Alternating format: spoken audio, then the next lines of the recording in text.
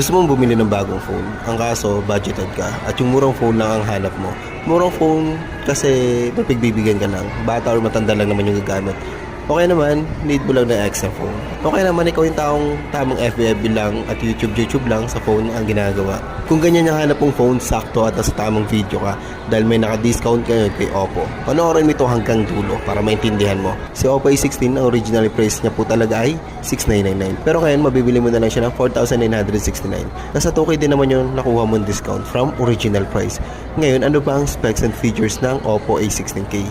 Sa design niya, naka 3D sleek design po siya, pang minimalist design po siya. Kung mahilig ka sa minimalistic design, bagay na bagay sa iyo to. Malaking screen, naka 6.52 inch HD plus eye-care screen po siya.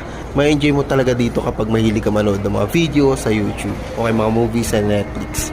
Sa battery naman, 4,230 mAh battery na po siya. Medyo